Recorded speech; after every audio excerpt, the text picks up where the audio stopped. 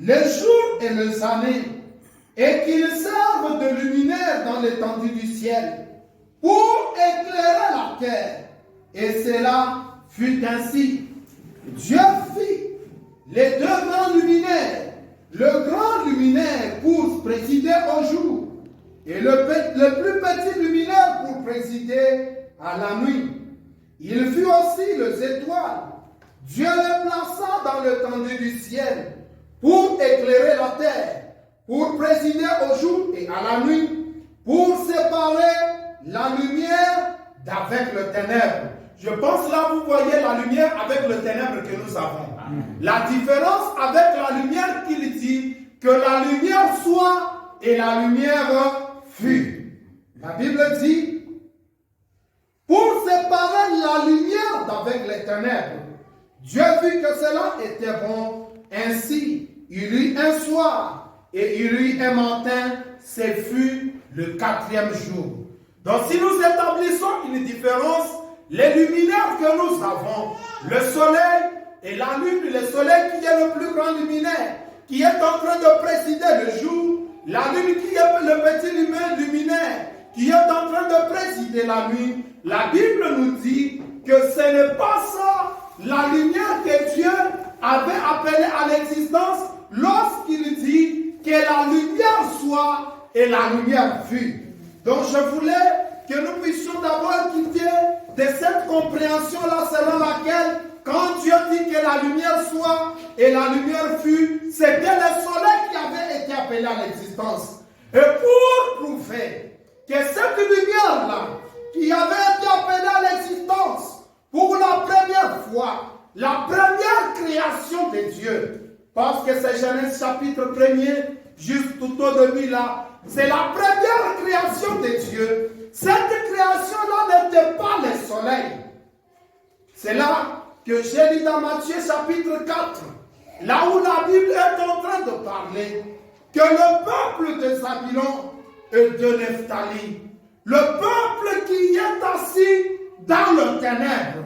Or, rappelez-vous que le soleil s'élevait et se couchait sur ces gens-là. Mais la Bible dit que ce peuple est assis dans le ténèbre. Amen. Et ce peuple-là sont assis dans les régions de l'ombre de la mort. Au verset 16, le verset 16 nous dit, ce peuple assis dans le ténèbre a vu une grande lumière. Et sur ceux qui étaient assis dans la région de l'ombre de la mort, la lumière s'élevait. Est-ce que quelqu'un peut dire amen? Amen. Les gens qui voyaient le soleil s'élever et le soleil se coucher sur eux. Mais lorsque Jésus est descendu dans leur patrie, lorsque Jésus est arrivé dans leur ville, la Bible dit, ce peuple assis dans le ténèbre, ce peuple assis dans l'ombre de la mort, a vu une grande lumière s'élever. Est-ce que quelqu'un peut dire amen? Amen. Et si je peux dire ce matin, cette même lumière que le peuple de Nephtali et de Zabulon avait vue, c'est cette même lumière-là que Dieu avait appelée à l'existence dans Genèse chapitre 1er. Amen. Parce que, en réalité, c'est cette lumière-là qui donne la vie. Amen. Voilà pourquoi la Bible dit, le peuple de Nephtali et de Zabulon, assis dans la région de l'ombre de la mort, a vu la lumière, a vu la vie venir vers eux. Or, la terre était informe et vide. Il y avait des ténèbres qui couvraient la surface de la terre. Et quand Dieu dit que la lumière soit, et que la lumière est venue à l'existence, cette lumière-là, c'était pour donner la vie là où il y avait la mort. Amen. Et frère Branham dit, dans le message, l'attitude et qui est Dieu, ça est dans le téléphone, mais comme on est en train de filmer, je ne pourrai pas lire. Mais vous pouvez lire cela à partir du paragraphe 13 jusqu'au paragraphe 16. Frère Branham dit, la première lumière que Dieu avait appelée à l'existence, cette lumière-là, c'est le Logos. Amen. Le Logos est la première lumière que Dieu avait appelée à l'existence. Comme il y avait la mort toute la terre, il n'y avait pas la vie. Alors Dieu a appelé la lumière à l'existence qui est le Logos, la grande colonne de feu. Amen. C'est le premier fils de Dieu. Si je peux être bien précis, le premier fils surnaturel de Dieu. Parce que Jésus-Christ est le premier fils physique de Dieu. Mais le grand Logos, c'est le premier fils surnaturel de Dieu qui était sorti de Dieu. Frère Branham dit, ce grand Logos est un cercle infini qui n'a pas ni commencement ni fin. Est-ce que quelqu'un peut dire amen? Amen. Voilà la première lumière que Dieu avait appelée à l'existence. Maintenant, quand ce grand Logos est venu à l'existence, rappelez-vous que Genèse chapitre 1er nous dit, l'Esprit de Dieu se mouvait sur les eaux. Si je peux apporter une petite comparaison entre ces grands Logos de Genèse chapitre 1er et avec le Logos manifesté dans la chair humaine dont Matthieu chapitre 4 est en train de parler, vous allez trouver que au commencement, l'Esprit de Dieu était en train de se mouvoir sur les eaux. Et quand Jésus-Christ est venu sur la scène pour manifester, témoigner au monde que c'est le même Dieu du commencement qui était manifesté au-devant d'eux. Voilà pourquoi Jésus-Christ avait marché sur les eaux. Amen. Pour montrer que c'est le même Amen. du commencement Amen. qui était maintenant manifesté Amen. dans la chair humaine. Que Dieu te bénisse. Voilà pourquoi Matthieu chapitre 4 nous dit, le peuple de Zabulon et de Nephtali, le peuple assis dans le ténèbre, dans les régions de l'ombre et de la mort, ce peuple a vu une grande lumière s'élever. Amen. Est-ce que quelqu'un peut dire amen? Amen. C'est la même lumière du commencement qui était maintenant, cette fois-ci, manifeste au peuple de Zabulon et de Nephtali. Est-ce que quelqu'un peut dire un grand amen? Amen. La grande lumière brillante dont je peux dire, si je peux faire la synthèse de mon message de ce matin pour que vous puissiez bien comprendre et que nous puissions évoluer ensemble. En réalité, cette grande lumière brillante, le grand Logos, c'est le Seigneur Jésus-Christ. La grande divinité surnaturelle qui a toujours tabernaclé au cours des âges dans des tabernacles. Et si je peux apporter davantage un petit synthèse, vous allez comprendre que quand Dieu dit que la lumière soit, et la lumière est venue à l'existence, Frère Branham dit, ce grand cercle infini qui n'avait pas de limite est venu à l'existence pour pouvoir donner la vie. Maintenant, quand Dieu a formé l'homme de la poussière de la terre, dans Genèse chapitre 2, vers le verset 7, la Bible dit, Dieu forma l'homme de la poussière de la terre et il souffla le souffle de vie dans ses narines. En réalité, le souffle de vie que Dieu avait soufflé dans les narines de l'homme, il n'avait pas dit. Et le souffle est entré dans l'homme et l'homme, la Bible dit, lisons un peu cela pour être trop précis, la Bible dit, l'homme devint une âme vivante. Amen. La Bible ne dit pas l'homme devint un être vivant, mais il devint une âme vivante. C'est là que Frère Branham dit, l'homme devint Dieu. Genèse chapitre 2, à partir du verset 7, la Bible dit, l'Éternel Dieu forma l'homme de la poussière de la terre. Il souffla dans ses narines un souffle de vie. Et l'homme devint un être vivant.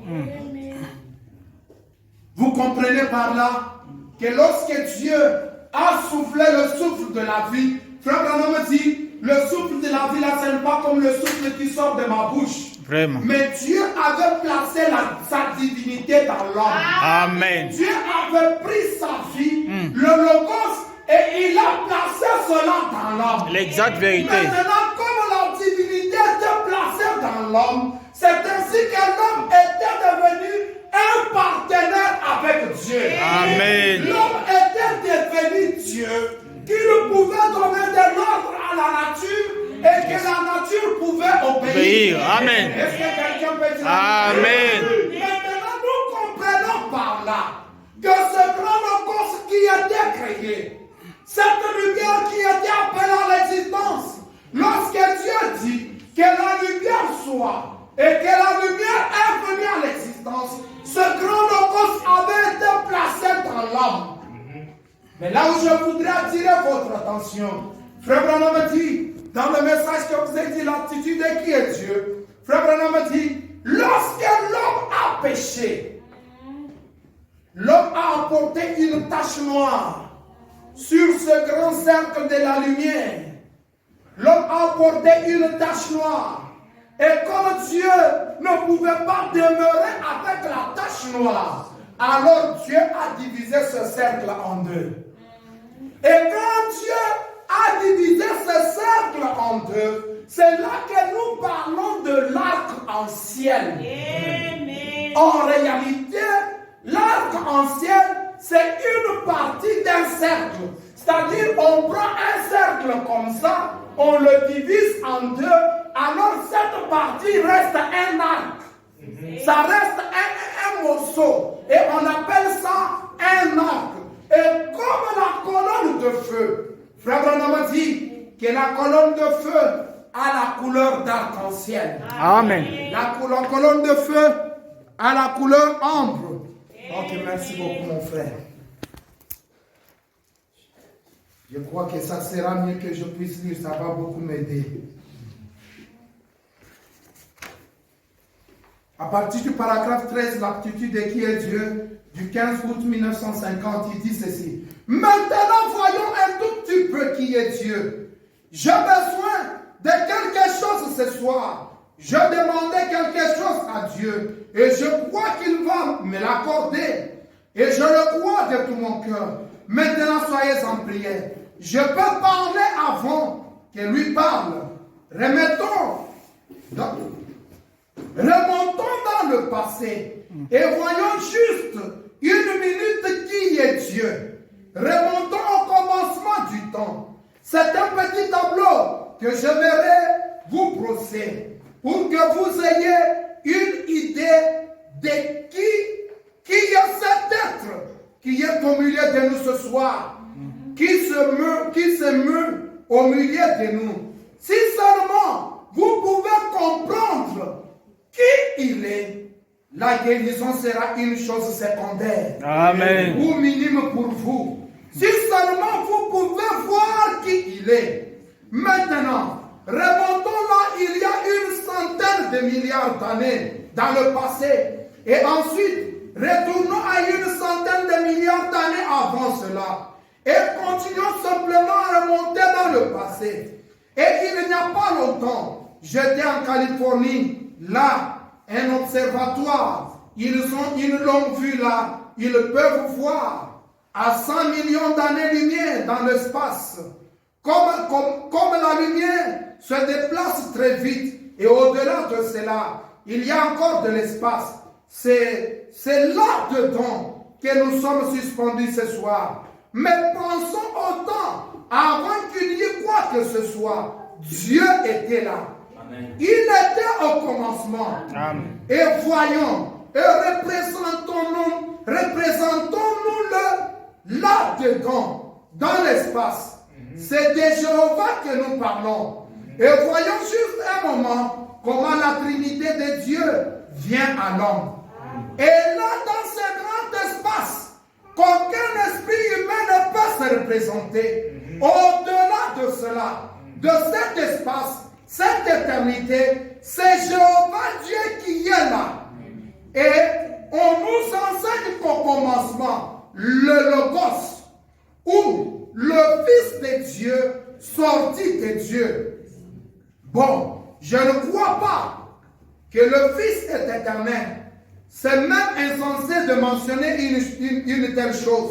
que le Fils est éternel. Comment il avait la qualité de Fils éternel. Moyen, c'est de même la qualité de Fils éternel. Comment a-t-il pu être un fils s'il dut avoir un commencement? Voyez, paragraphe 16, il dit. Donc il était d'abord Dieu, Jéhovah. Et de lui, représentons-nous maintenant cela sous forme d'une petite scène, afin que vous puissiez le comprendre. Observons quelque chose sortir de l'espace où il n'y avait rien. Disons que c'est une petite lumière blanche, comme une lumière mystique, comme un halo. Et c'était le logos qui sortit de Dieu au commencement. Amen. C'était le Fils de Dieu qui sortit du sein du Père. Amen. C'était cela qui était au commencement. C'était la parole. Amen. Et la parole était avec Dieu. Amen. Et la parole était Dieu. Amen. Et la parole a été faite chair et a habité parmi nous. Amen. Au commencement était Dieu. Et puis de ces dieux-là est sorti le Logos. Une partie de Dieu qui est sortie de Dieu. Frère Branham dit, faisons attention à ceci. Maintenant, je dois faire ceci avant de retourner à cela. C'est juste comme une petite scène qui vous est présentée ici pendant un instant. Afin de vous faire comprendre quelque chose. Ce qui vient au milieu de nous ce soir, pour nous ce matin. Amen. Frère Branham dit, et là-dedans, bon, voyez, c'est juste comme un enfant qui joue devant la porte. C'était le Fils de Dieu, le Logos. Et je le vois là. Et il a parlé, a dit, que la lumière soit. Et il n'y eut rien. Mais quelque chose était arrivé. Et un atome a tourné là et a commencé à tournoyer comme ceci. Le soleil commençait à venir à l'existence parce qu'il avait dit qu'il y est. Voilà l'autorité. À partir de quoi a-t-il fait cela? Je ne sais pas. Il n'y avait rien à partir de quoi faire cela. Mais il a cru à sa propre parole et la lumière fut. Je peux voir un morceau se détacher de cela en volant et c'est un météore. Après quelques millions d'années ou une centaine de milliards d'années, si on peut ainsi dire, et cela tournoyait en s'éloignant à perte de vue. Et je le vois là debout observant cela. Et cela tombe là. Il arrête cela après que cela a effectué une chute de quelques millions d'années et il laisse cela suspendu sur une orbite. Voici un autre qui se détache du soleil en volant. Cela va là-bas et se suspend. Il arrête là. Qu'en fait-il? Il écrit sa première Bible. Remarquez, les êtres humains regardaient autrefois. Laissez-moi un peu chercher là où il dit que cette lumière a reçu une tache noire